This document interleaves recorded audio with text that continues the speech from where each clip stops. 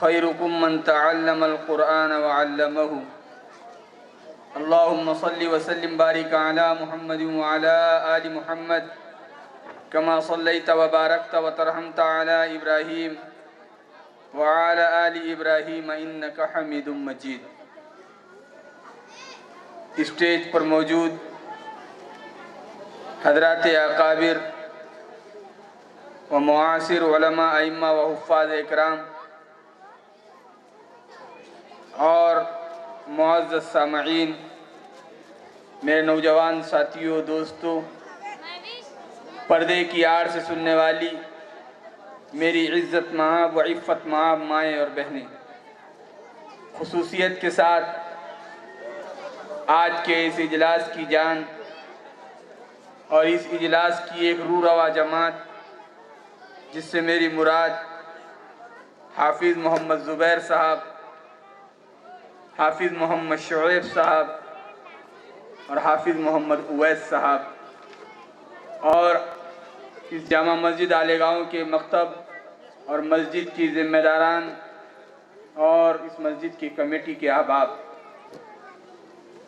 Programme سننے کے بعد جبکہ رات کا ایک پہر گزر رہا ہے، دوسرا پہر لگنے کو ہے، اب بچوں نے ایسے ایسے عنوان پر نعت، مکالمے اور تقاریریں پیش کی ہیں، ایسا لگتا ہے کہ اس کے بعد اب کوئی عنوان نہیں بچا کہ جس پر کچھ لب کشائی کی جائے۔ بچوں نے اتنا مہذب پروگرام پیش کیا، ایسا لگ رہا تھا یہ کسی مکتب کا نہیں بلکہ ایک رنجے منجے اور ایک قدیم دارالعلوم کا پروگرام ہے۔ اس میں کوئی مبالغہ نہیں اور واللہ کوئی تصنع اور بناوٹ بھی نہیں۔ یقیناً بچوں نے جن نعت اور ترانوں پر اشارے کے ساتھ اس نعت اور ترانے میں جان بھر دی، ایسا لگ رہا تھا کہ واقعتاً اگر ان بچوں پر اور تھوڑی محنت کر لی جائے اور سن شعوری تک، جبکہ وہ ابھی لاشعوری میں ہیں، انہیں اپنے اچھے برے کا کوئی پتہ نہیں، انہیں اپنے نفع نقصان کا کوئی پتہ نہیں، ان کو اگر ایک مقام تک رہبری اور رہنمائی کی جائے تو یقیناً یہ حضرت محمد صلی اللہ علیہ وسلم کے دین کے سچے محافظ اور آپ کے دین کے سچے جانشین اور حضرات صحابہ اکرام رضی اللہ تعالی علیہم اجمعین کے سچے وارث بن کے دکھائیں گے۔ میرے دوستو، کچھ کہنے کا تو اب موقع بھی نہیں، بس 5-7 منٹ آپ کے سامنے چند باتیں کہہ کر اپنی جگہ لے لوں گا۔ میرے دوستو، اس وقت میں بچوں نے جو پروگرام پیش کیے، میرا دل یہ چاہتا ہے کہ بچوں کے اندر بناوٹی چیز پیدا نہ کی جائے بلکہ ان کے رگ و پے کے اندر، ان کے رگ و ریشے کے اندر حمیت اسلامی پیدا کی جائے، غیرت دینی پیدا کی جائے، ان کے اندر اللہ کے نبی کا حقیقی عشق پیدا کیا جائے۔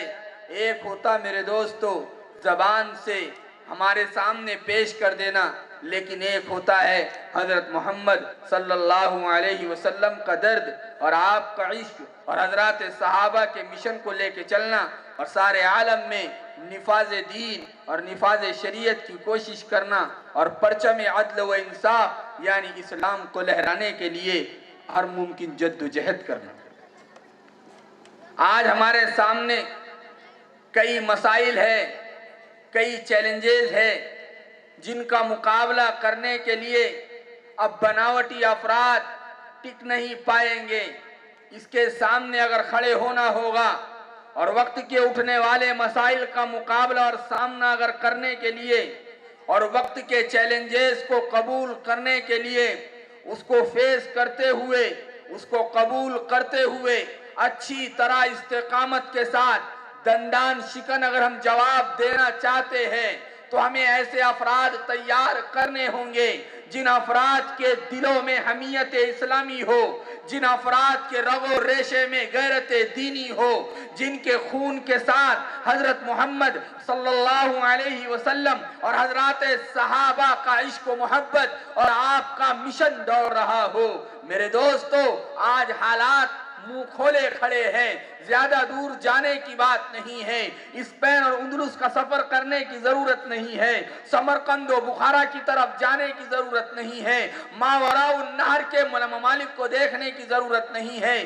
یہی ہمارا پیارا دیش بھارت، یہاں کی فضاؤں کو زہریلا بنایا گیا، اس فضا کے اندر زہر گھولا گیا اور جان بوجھ کر منصوبہ بند سازش کے تحت مذہب اسلام کو ٹارگیٹ کرتے ہوئے مذہب اسلام کے تعلق سے دو چیزیں کھڑی کی گئی۔ ایک تو اسلامو فوبیا پھیلایا گیا، اور اس اسلامو فوبیا پھیلانے میں سب سے زیادہ اگر کسی چیز کو استعمال کیا گیا وہ اسلام کے وہ مسائل ہے اور اسلام کی وہ چیزیں ہیں جس کو غلط انداز میں بیان کر کر امت میں اور لوگوں میں اور برادران وطن میں، ہمارے ہندو بھائیوں میں، ہمارے دلت بھائیوں میں، ہمارے عیسائی بھائیوں میں اور زمین پر بسنے والے ہر انسان کے دل میں جس کا اسلام سے تعلق نہیں ہے، اسلامو فوبیا کھڑا کیا گیا، مس انڈرسٹینڈنگ کی گئی اور غلط فہمی پھیلا کر ان کو اسلام سے باز رہنے اور ان کو اسلام سے دور رہنے کی تلقین کی گئی۔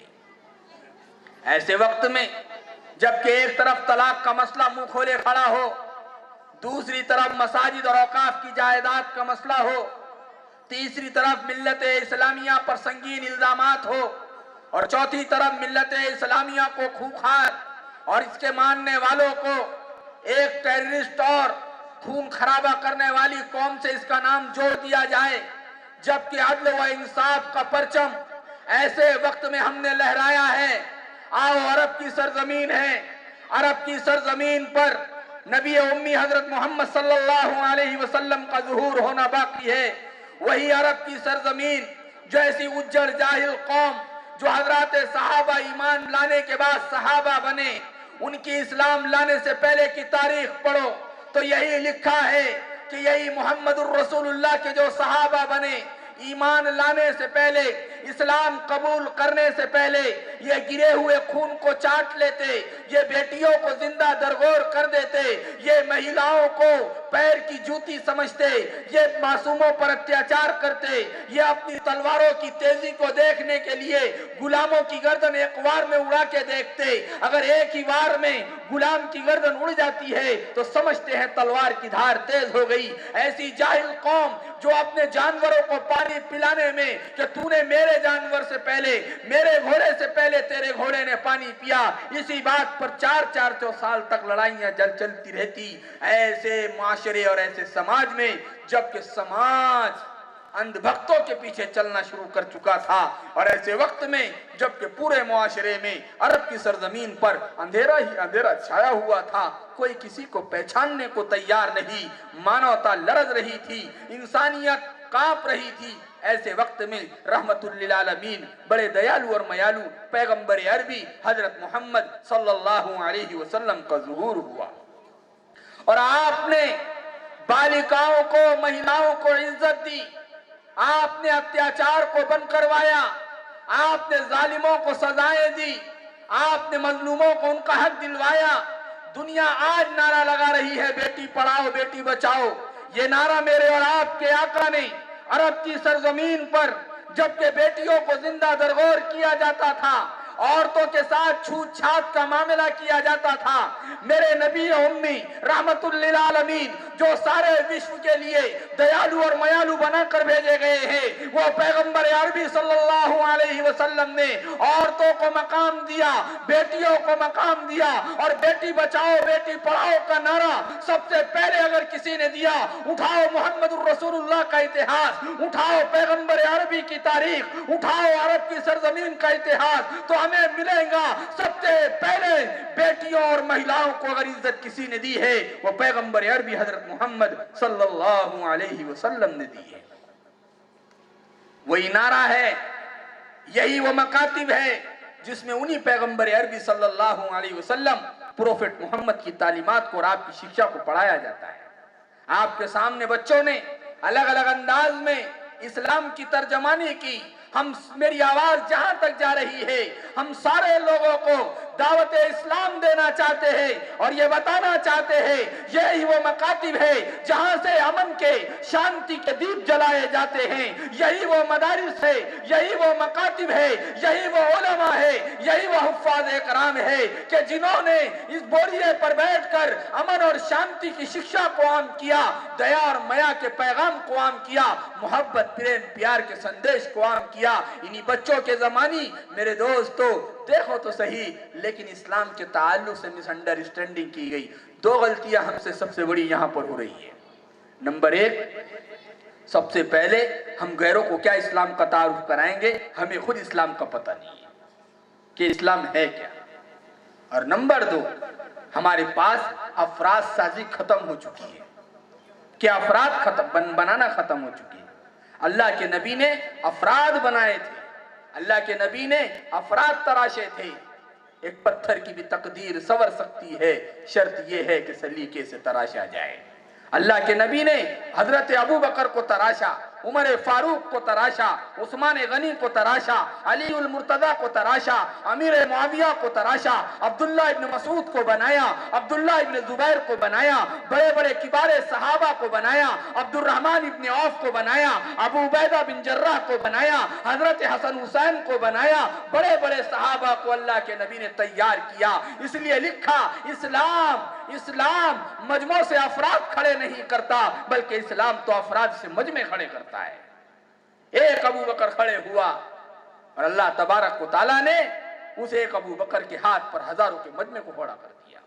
ایک عمر فاروق کھڑا ہوا, وہی عمر فاروق کہ اسلام لانے سے پہلے بکریاں چرانے کے لیے جاتے, 21 لے کے جاتے, 19 لے کے آتے, 2 کا پتہ نہ چلتا, جو بکریاں چرانا تک نہیں جانتے اسلام کی آگوش میں آئے, تربیت محمد الرسول اللہ صلی اللہ علیہ وسلم کی ہوا لگی. میرے دوستو وہی اب عمر فاروق خلیفہ ثانی بنائے گئے.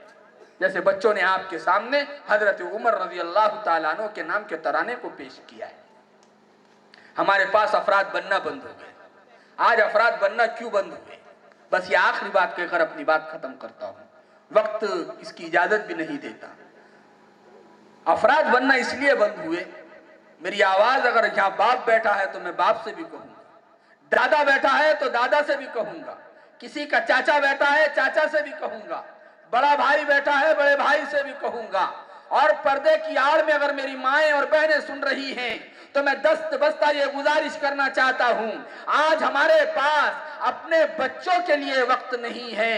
ہر جگہ ہم اس بات کو کہہ رہے ہیں, آج ہمارے پاس بچوں کے لیے کوئی وقت نہیں ہے. کیرم کھیلنے کے لیے ہمارے پاس وقت ہے, جوا کھیلنے کے لیے ہمارے پاس وقت ہے, سٹا کھیلنے کے لیے ہمارے پاس وقت ہے, وائن باروں میں وقت گزارنے کے لیے ہمارے پاس وقت ہے, لیپ ٹاپ اور انٹرنیٹ اور موبائل اور واٹس ایپ پر وقت گزارنے کے لیے ہمارے پاس وقت ہے, پب جی گیم کھیلنے کے لیے ہمارے پاس وقت ہے. اور میرے دوستو آگے آؤ, جن کو نہ موبائل آتا, جن کو نہ کیرم آتا, جن کو نہ موبائل سمجھتا, وہ پان ٹھیلوں پہ بیٹھ جاتے, 2 روپیے کا اخبار لے لیتے, 3 روپیے کا پان چباتے, اور وہ 4-5 عمر رسیدہ لوگ بیٹھ کر وقت گھر پہ دینا چاہیے تھا, چوپالوں پر وقت گزار رہے ہیں, پان ٹھیلوں پر وقت گزار رہے ہیں, ہوٹلوں پر وقت گزار رہے ہیں. اور ہماری یہ معصوم نسل کدھر بڑی ہو رہی ہے, کدھر بن رہی ہے, کہاں جا رہی ہے, ہمارے چھوٹوں کو نہ پتا, ہمارے بڑوں کو اس کا کچھ پتا نہیں. میرے دوستو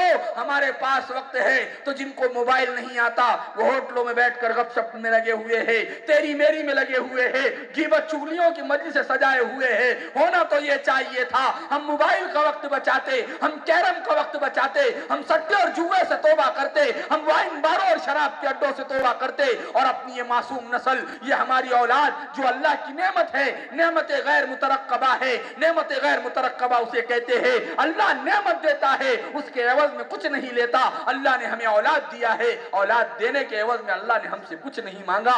یہ اللہ کی نعمت غیر مترقبہ ہے. میرے دوستو ہم ہر جگہ وقت دیتے ہیں, لیکن سچ بتاؤ کوئی باپ اپنے بچوں کو وقت دیتا ہے؟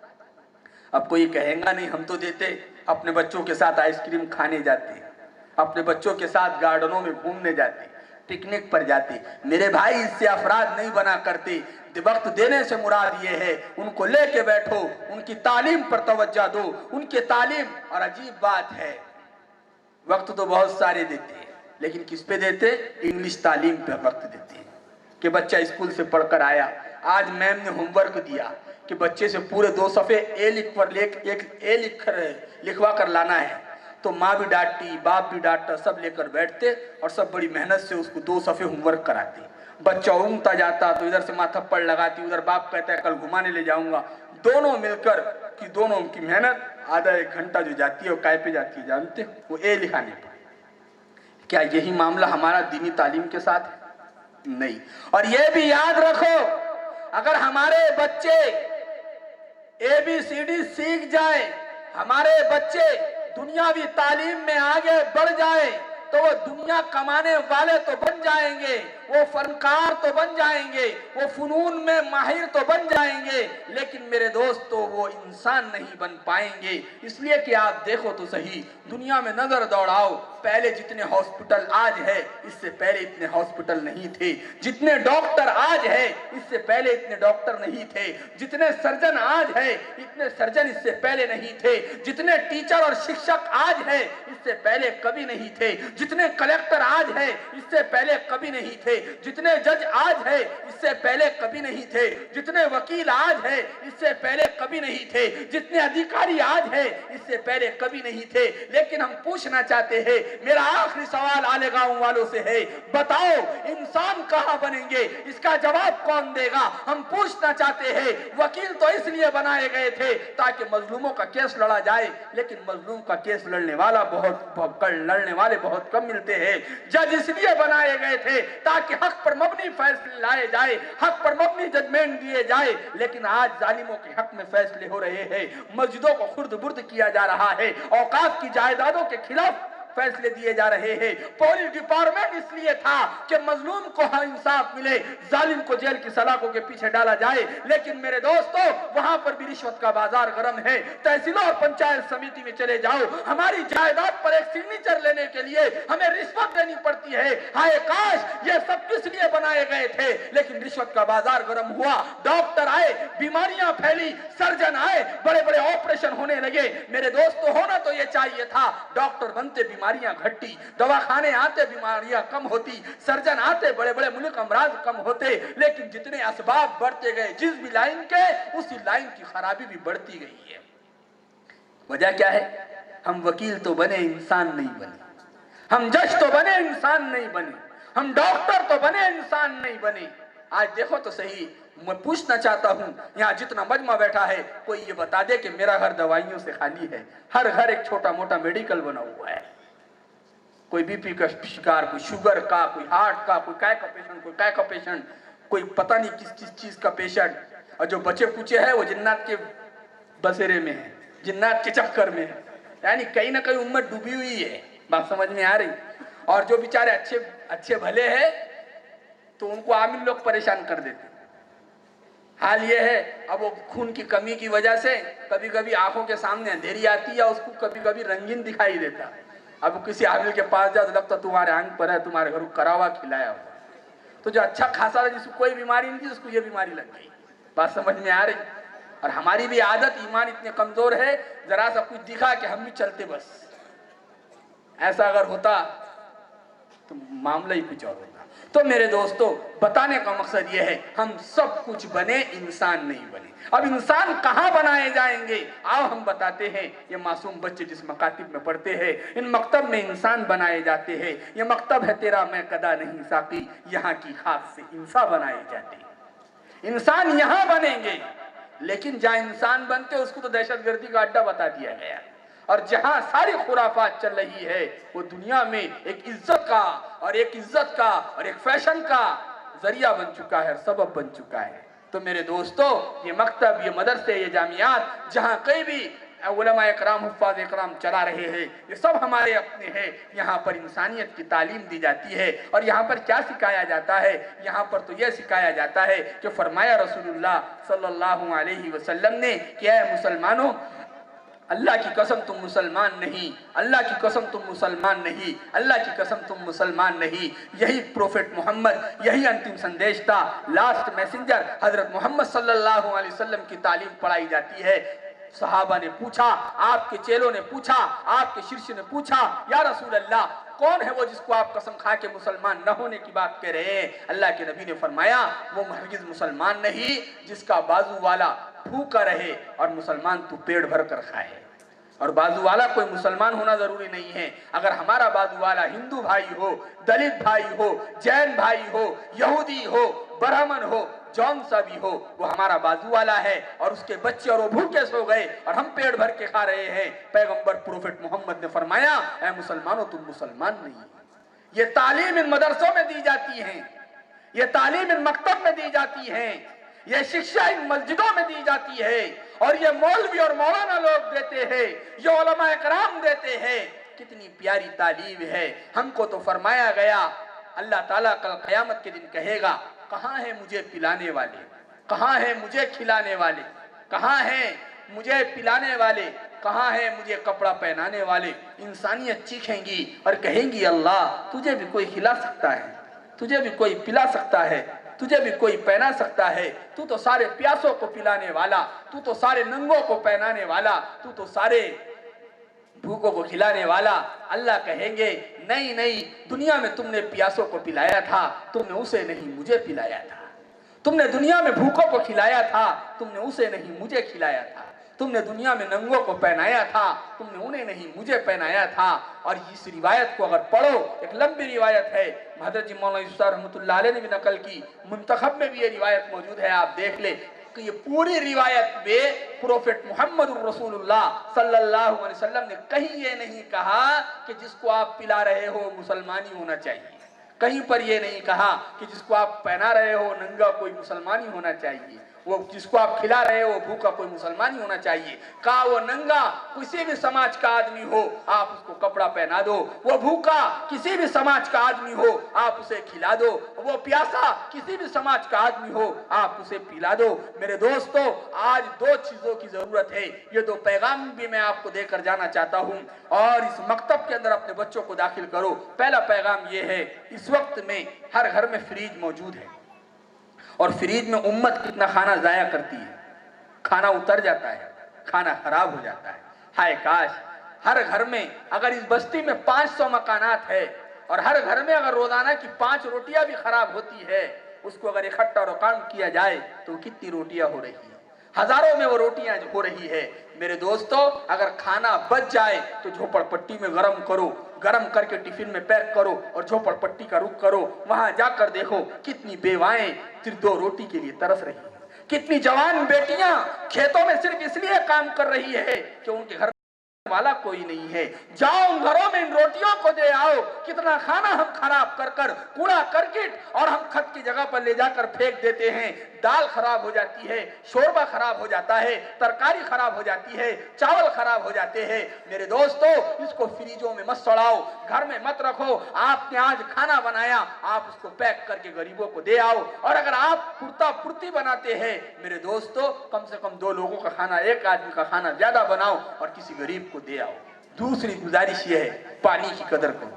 اللہ کے نبی علیہ السلام نے دریا میں کھڑے ہو کر پانی سے اتنا ہی وضو کرنے کی اجازت دی ہے، اتنے ہی پانی کے استعمال کرنے کی اجازت دی ہے کہ جتنا وضو میں استعمال کیا جاتا ہے، اس سے زیادہ اگر آپ کریں گے چاہے آپ دریا کے کنارے پر ہی کیوں نہ کھڑے ہو اللہ تعالیٰ اس کا بھی سوال کریں گے۔ اس لیے فرمایا اسلام نے وضو جیسے پوتر چیز کو اور نماز جیسی پرارتھنا اور نماز جیسی عبادت کو کرنے کے لیے وضو کا حکم ہے، ہاتھ پیر دھونے کا حکم ہے۔ بتایا میرے دوست سرکار دو عالم صلی اللہ علیہ وسلم نے اگر تم دریا کے کنارے پر بھی کھڑے ہو تو وضو میں جتنا پانی استعمال ہوتا ہے اتنا ہی پانی استعمال کرو، اس سے زیادہ نہ استعمال کرو، پانی کی قدر کرو۔ اس سے پتہ چلتا ہے جس اسلام میں نماز جیسی عبادت کے لیے وضو کا حکم ہے اور وضو میں زیادہ پانی گرانے پر ایک اللہ ہم سے حساب کتاب لے گا، بتاؤ وہ مذہب اسلام پانی کے حساب کی بات کرتا ہے، وہ کیسے بے قصوروں کے خون بہانے کی بات کرے گا؟ وہاں پر بھی حساب لیا جائے گا۔ تو میرے دوستو اپنے بچوں کو مکتب میں داخل کرو، ان کو دیندار بناؤ۔ ایک اچھا انسان بناؤ، اور اچھا انسان بنائیں گے تو یہ ہمارے لیے دنیا کا بھی سہارا ہے اور آخرت کا بھی سہارا ہے۔ آج ہم دنیا کی طرف دیکھ رہے ہیں، مغربی کلچر کی طرف دیکھ رہے ہیں، یورپ کی طرف دیکھ رہے ہیں، غیروں کو دیکھ کر ہم متاثر ہو رہے ہیں۔ میرے دوستو، ہم متاثر ہونے والی قوم نہیں ہیں، ہم متاثر کرنے والی قوم ہیں۔ دوسروں سے متاثر ہونے کی ضرورت نہیں ہے۔ آپ نے دیکھا بچوں نے کتنا پاکیزہ اور مہذب پروگرام پیش کیا، کیسے انداز میں بچوں نے پروگرام پیش کیا۔ میں قسم کھا کر یہ بات کہہ سکتا ہوں، آج کی اس ایک پہر رات کے اندھیری رات میں میرے دوستوں، بڑی بڑی اچھی اسٹینڈرڈ اسکولوں کے اندر بھی بچے اتنے صفائی کے ساتھ اور اتنے تہذیب کے ساتھ پروگرام پیش نہیں کر سکتے جو مکتب کے بچے اتنی جاندار اور اتنے شاندار پروگرام کو پیش کر رہے ہیں۔ پتہ چلا اللہ تعالیٰ نے اہل ایمان کی نسل میں وہ ملکہ، وہ جذبہ اور وہ خاصیت اور وہ قابلیت رکھی ہے۔ اس لیے آگے بڑھو، دینی تعلیم کو ایک نمبر پر رکھو، اور اس کا مطلب یہ بھی نہیں ہے کہ آپ انگلش پڑھانا چھوڑ دو، یا انگلش اپنے بچوں کو نہ پڑھاؤ، یا انگریزی اسکولوں میں نہ پڑھاؤ۔ ضرور پڑھاؤ، جج بناؤ، لیکن پہلے نمبر پر دیندار بناؤ، انسان بناؤ۔ وکیل بناؤ، پہلے نمبر پر دیندار بناؤ۔ ڈاکٹر بناؤ، پہلے نمبر پر دیندار بناؤ، حافظ قرآن بناؤ۔ بڑا سرجن بناؤ، لیکن پہلے نمبر پر حافظ قرآن بناؤ۔ آج مسئلہ کیا ہے؟ ایک ہمارے ذہن میں ایک غلط فہمی یہ بیٹھی ہوئی ہے کہ حافظ قرآن بنیں گا تو کمائیں گا کیا، عالم دین بن جائیں گا تو کمائیں گا کیا اور کھائیں گا کیا۔ میرے دوستو، علماء بیٹھے ہیں، کوئی حدیث میں یہ ہے ہی نہیں کہ حافظ کم زیادہ تنخواہ کی وجہ سے بنایا جائے یا عالم کم زیادہ تنخواہ کی وجہ سے بنایا جائے۔ کہیں پر کوئی روایت میں نہیں ہے۔ اللہ کے نبی نے یہ کہا کہ تم حافظ قرآن بن جاؤ تو تم کو 10,000 روپے تنخواہ ملیں گی، ہے کوئی ایسی حدیث؟ ارے حافظ قرآن کی فضیلت ہی الگ ہے، اس کی وجہ بننے کی ہی الگ ہے، عالم بننے کی وجہ ہی کچھ اور اللہ کے نبی نے بیان کی، اور ہم نے اس کو جوڑ دیا تنخواہ کے ساتھ کہ نہیں حافظ قرآن کو ملتا ہی کتنا، دیتے ہی کتنا۔ ارے اس وجہ سے بنانا ہی نہیں ہے کہ ہمارے بچے کو 3,000 اور 4,000 ملیں گے۔ بنانا اس لیے ہے کہ سرکار نے اپنی مبارک زبان مبارک سے فرمایا تھا کل قیامت کے دن حافظ قرآن کو کہا جائے گا ایک ایک آیت پڑھتا جا، ٹھہر ٹھہر کر پڑھ، جیسے تم کما ترتل فی دنیا، جیسے تو دنیا میں ٹھہر ٹھہر کے پڑھتا تھا اور ایک ایک درجہ چڑھتا جا، تیرا آخری مقام وہ ہے جہاں تو قرآن کی آخری آیت پہ جا کے رکیں گا۔ اس فضیلت کو دیکھ کے بنایا جائے۔ والدین اس وجہ سے اپنے بچوں کو حافظ قرآن بنائیں کہ اللہ کے نبی نے فرمایا حافظ قرآن کے والدین کو تاج پہنایا جائے گا جس کا نور سورج کی روشنی سے بھی زیادہ ہوگا۔ اس فضیلت کی وجہ سے بنایا جائے کہ اللہ کے نبی نے فرمایا حافظ قرآن 10 ایسے لوگوں کی سفارش کرے گا جن پر گھر کے 10 ایسے لوگوں کے، افراد خانہ کے ایسے 10 لوگوں کی سفارش کرے گا جن پر جہنم واجب ہو چکی ہے۔ ان فضائل کو دیکھ کر حافظ قرآن بناؤ تو انشاءاللہ ہر گھر میں حافظ قرآن ہوگا۔ لیکن ہم کیا دیکھتے ہیں کہ تنخواہ کی وجہ سے بنانا چھوڑ دیا۔ تنخواہ تو کوئی مسئلہ ہی نہیں ہے، نہ کوئی ہم کو روزی دے سکتا ہے نہ ہماری کوئی روزی لے سکتا ہے۔ میرے دوستو، مقدر کی کوئی چھن نہیں سکتا، مقدر سے زیادہ کوئی نہیں دے سکتا، اس لیے عالم بھی بناؤ، حافظ بھی بناؤ، ساتھ میں دنیا کی فنون بھی سکھاؤ۔ کریں گے بھی سارے ساتھ؟ اللہ عمل کی توفیق عطا فرمائے۔ وما توفیقی الا باللہ۔